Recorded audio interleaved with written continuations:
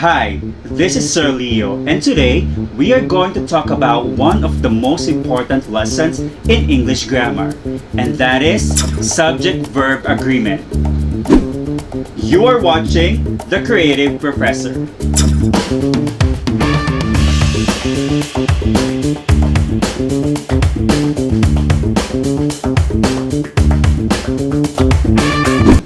In my previous video, we talked about the different English modals and the ideas that they express. You can still watch that video in the link right there below. In this video, I will give you 3 steps to make your subjects and verbs agree. Step 1. Know your subject. Your subject is what you are talking about in the sentence, and usually, it comes at the beginning. In the sentence, my online class is very exciting. The subject is class, which is a noun. The words my and online are modifiers of the noun class. In the sentence, he is learning a lot in his English class. The subject is he, which is a pronoun.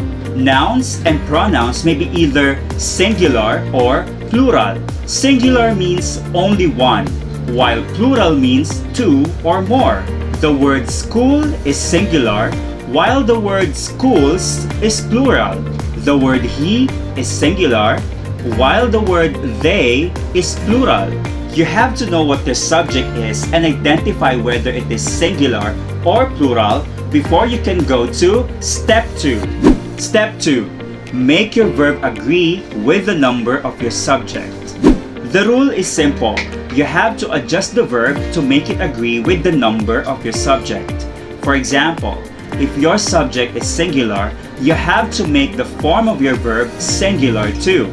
If your subject is plural, you have to make the form of your verb plural too. Easy, right?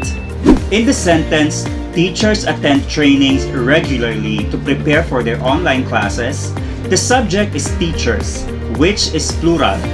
That is why we also use the plural verb attend. Remember that a plural verb removes the s or es from its singular form. In the sentence, Jeremy needs a gadget for his online class, the subject is Jeremy, which is singular. That is why we also use the singular verb needs. Remember that a singular verb adds s or es to its form. Now that you already know the basic rules in making your subject and your verb agree, let us also talk about the other rules that you need to know about subject and verb agreement. Step 3. Be familiar with the other rules.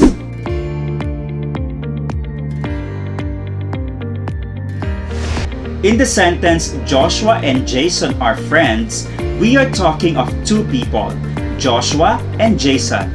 That is why we need to use the plural verb are. In the sentence, Sarah and her friends enjoy watching superhero films, we have 2 subjects, Sarah and her friends. That is why we also need to use the plural verb, which is enjoy.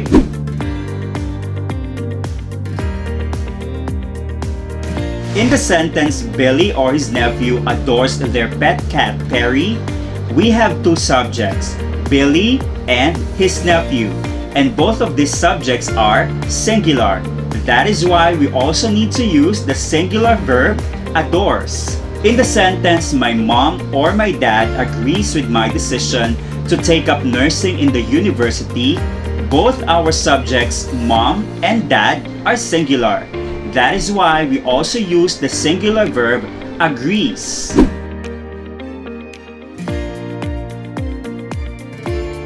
In the sentence, Billy or his 3 nephews adore their pet cat Perry, we have a singular subject, Billy, and a plural subject, his 3 nephews, and they are joined by the word or. Notice that the subject closer to the verb is his 3 nephews, which is plural. That is why we are also going to use the plural form of the verb, that is adore. Let's say we are going to switch the position of these 2 subjects. So we have the sentence, his 3 nephews or Billy adores their pet cat Perry.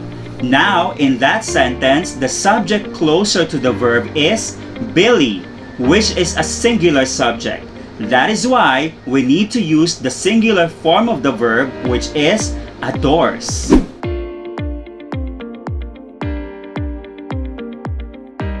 In the sentence, the books inside that box include titles from Anglo-American literature. The subject is books, which is plural. That is why we also need to use the plural verb include. Do not be distracted by the phrase inside that box, which comes between the subject and the verb. In the sentence, Kevin, the head of the marketing office, affirms the decision. The subject is Kevin, which is singular.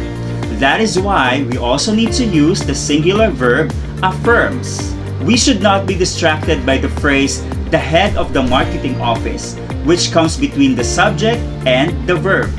Now, test how much you have learned and try to answer this activity.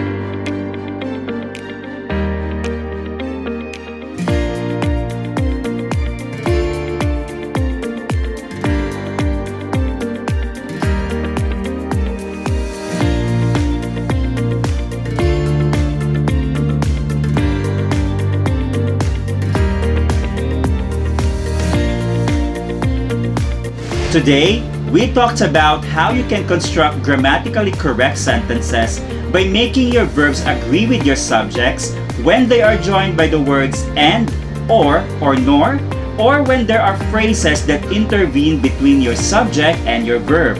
In our next video, we are going to talk about the rest of the subject-verb agreement rules. So please subscribe and stay tuned to my YouTube channel, The Creative Professor.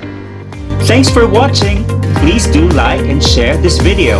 And don't forget to subscribe to my YouTube channel, The Creative Professor.